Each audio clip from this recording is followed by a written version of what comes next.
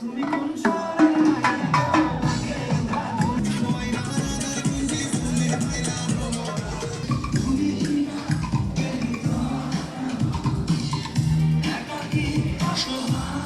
মোরে বেঁচে থাকা তুমি মোর অস্তিত্বের পোকা।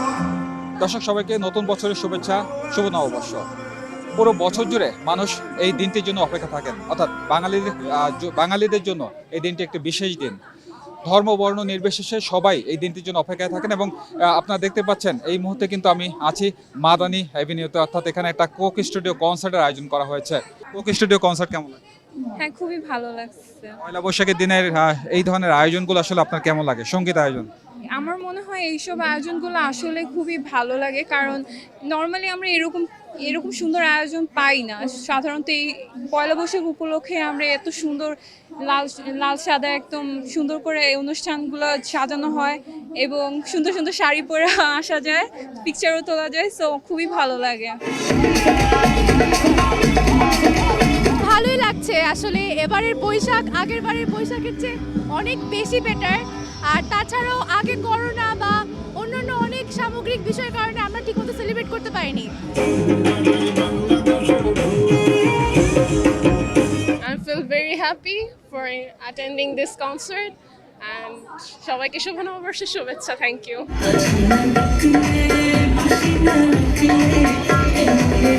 আমি অনেক এক্সাইটেড, কোক স্টুডিও বাংলা আসছে তার জন্য। আমি ফার্স্ট ফ্রি কনসার্টটাতে গিয়েছিলাম, এখন এটা আমার থার্ড সেকেন্ড টাইম আবার। আমি অনেক এক্সাইটেড নতুন গানগুলো আবার শোনার জন্য। আগেরটা হচ্ছে আমি ঢাকার এই এরিয়াতে ছিলাম না, অন্য এরিয়াতে ছিলাম। মেইনলি আমি হচ্ছে খুলনা, তো খুলনায় হচ্ছে বৈশাখ করি, বাট ঢাকারটা তো অবশ্যই অনেক বেশি ভালো হয় আর কি। আয়োজনটা অবশ্যই অনেক ভালো লেগেছে, বিকজ এরকম প্ল্যাটফর্ম থাকলেই তো bands like Aftermath, even Coke Studio আসছে আজকে, সো সবাই এনজয় করার একটা চান্স পায়। এটা খুবই আনন্দের এবং পরিবার মিলে সবাই মিলে সেটা অংশগ্রহণ করে, সেটা খুবই ভালো একটা উপভোগ করার মতো। সো আমরা আসছি, আমার ফ্যামিলি অনেক জায়গায় কনসার্ট দেখতে গিয়েছে, সেটা আতাতুর্ক পার্কে। I think as a Gen Z, I am very proud of the fact that we are still celebrating this whole Poila Boishakh thing। এমন না যে জিনিসটা সময়ের সাথে সাথে, যেটা আপনি বললেন, বিলীন হয়ে যাচ্ছে না এবং আমরা সেটাকে এখনো ধরে রাখতে পেরেছি। সো সব মিলিয়ে ডেফিনেটলি রিয়েলি আগামী প্রজন্ম কি পারবে, কি মনে হয়? ইনশাল্লাহ পারবে, বিকজ এখানে আমি অনেক আমাদের পরের জেনারেশনের ছেলেমেয়েদেরকেও দেখতে পেরেছি। সো ওভারঅল আই থিঙ্ক পারবে। এটা বেশ অনেক ভালো লাগতেছে আমাদের কাছে। এখানে ওয়েলফেয়ার, তারপরে আরও অনেকেই আসছে। ভাই আমি আপনার প্রিয় সঙ্গীত শিল্পীকে? আমার গিয়া লেভেল 5, যেটা আমি মিস করে ফেলছি আনফর্চুনেটলি।